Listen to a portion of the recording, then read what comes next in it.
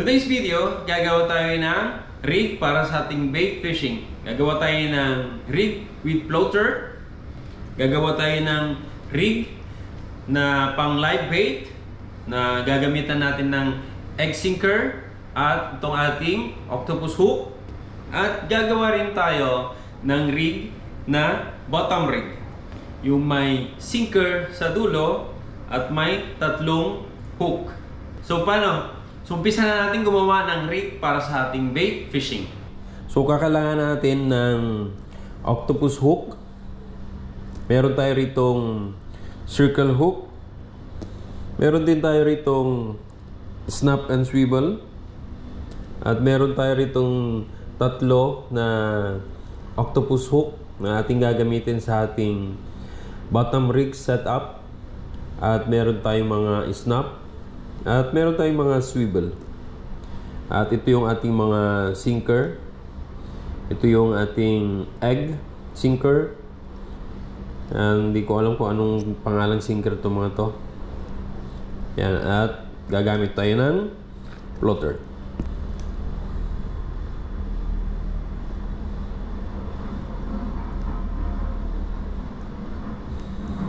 Gawalan tayo ng clench nut para sa ating snap.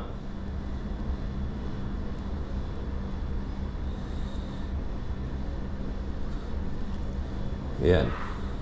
So natin ikat itong excess na line. Itong snap na ito mga idol ay lalagay natin dito pag mamaya yung ating sinker. Bottom rig. Gawalan tayo ng dalawang nut dito sa loop para ito yung nagsisilbing lock. Ayan. Tapos kuha tayo ng loop dito. 2, 3, 4, 5. Saka natin ipapasok lang ito mga idol, yung ginawa nating loop o nut.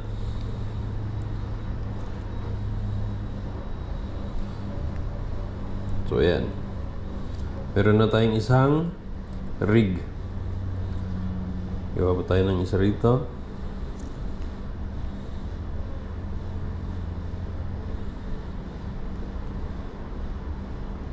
One, two. Yan lang. 1, 2, 3, 4, 5. Kunin natin yun. Pasok. Then, hatak. Pagka ganyan nagbubol, hatakin lang ninyo. Or, lagyan ninyo ng lubricant. Pwede rin lagyan ng laway. Then, meron tayong 1, 2, at ito yung ikatlo. 1, 2.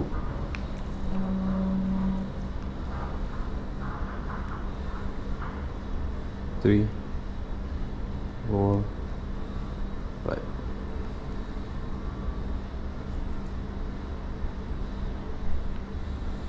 Then, pwede na nating ikat dito.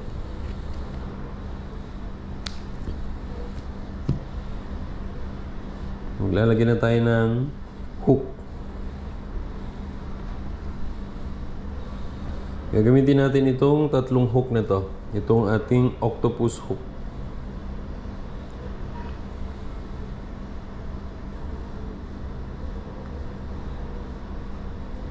Ayan. Sa paglalak, gawa lang tayo ng loop. Yan. Tapos ilalagay natin itong ating hook dito sa may dulo.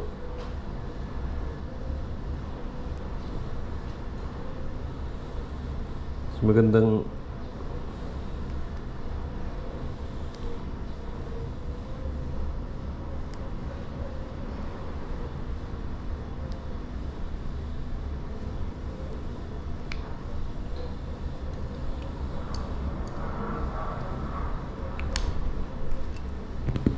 yan.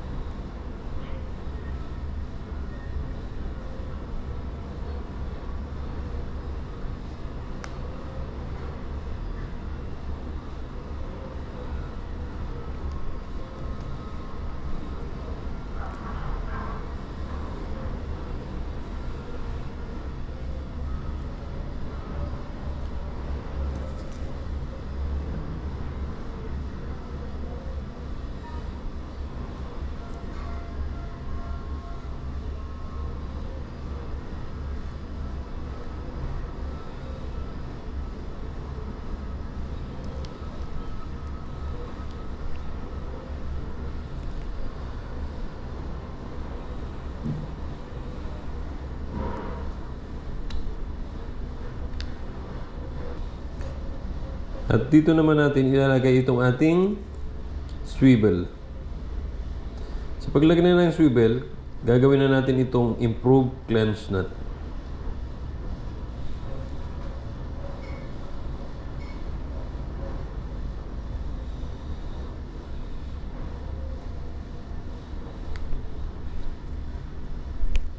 Then, tuloy na natin yung excess na line. So, ito na yung ating bottom rig setup.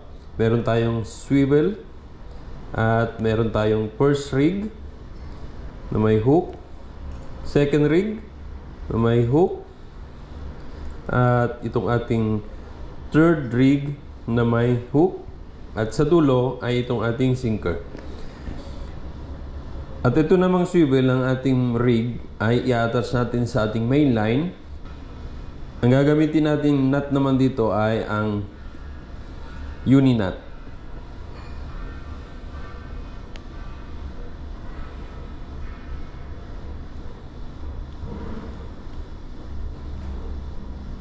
Eight, 9, 10.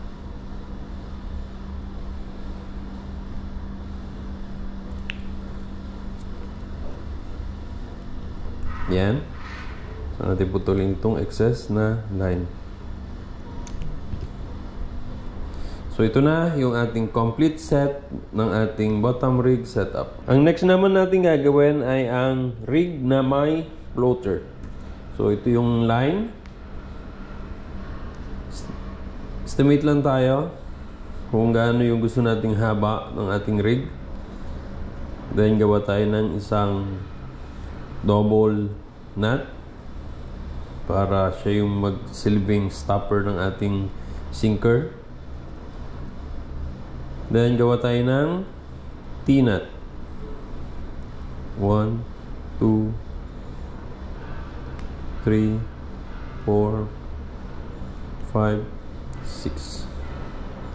Usot lang natin yan.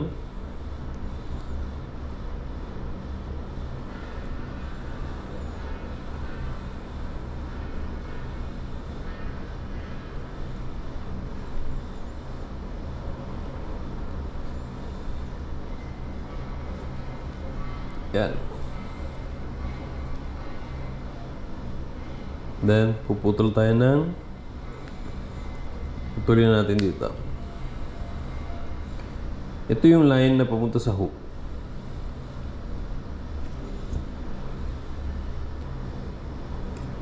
Gawa lang tayo ng clench nut.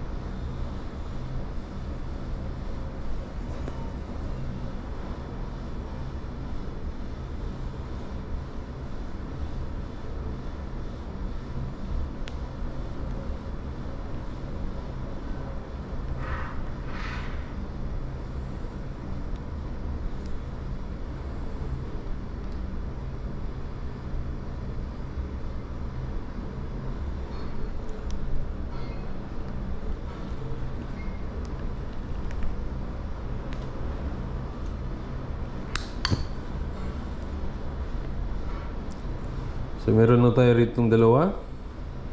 Lalagyan na lang natin itong ating sinker. Yan. At ito naman, lalagyan natin ng swivel. Ganito lang gagawin natin sa swivel. Tapos, yan yung swivel. Lulusot lang natin dito sa loop. Tapos sa tangan. Ayan.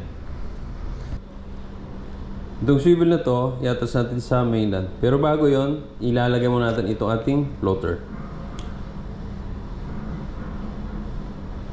Ayan. Saka natin ilalagay na itong ating swivel. Improved clench nut ang gagamitin naman natin dito.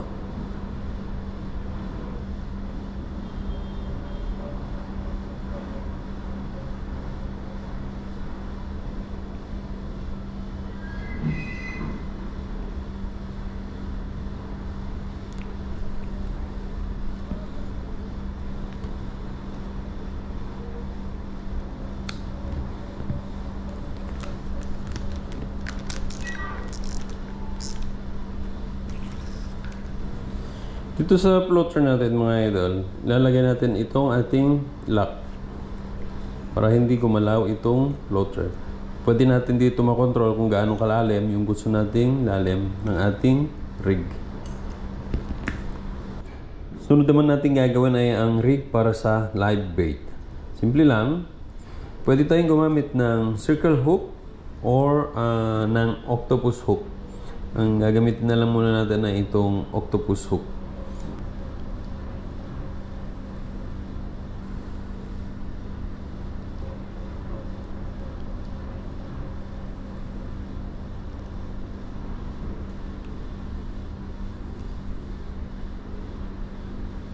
Improved clench nut.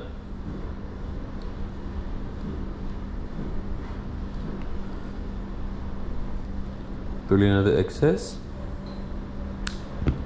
Tansyahin lang natin to. Yan. Saka na natin ilalagay itong swivel.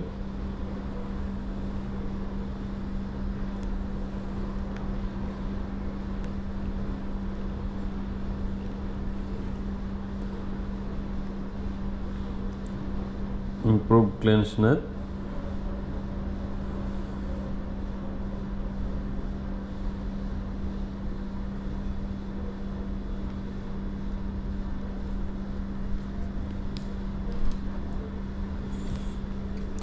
Tuloy na excess na line.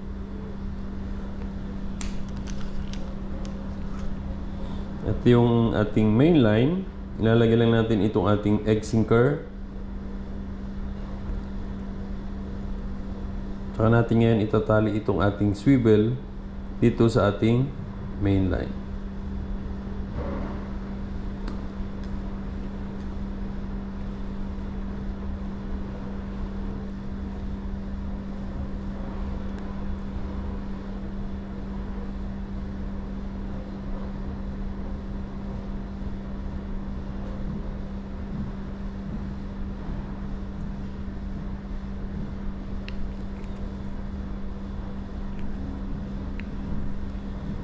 Saka natin putulin itong ating excess na line. So, ito na yung ating setup sa ating live bait.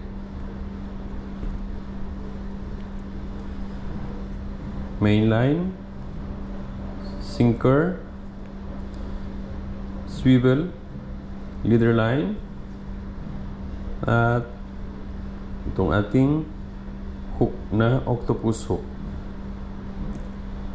So ito lahat yung ating nagawa sa ating bait fishing. Itong ating bottom rig na may tatlong hook. Itong ating live bait. At itong ating with floater.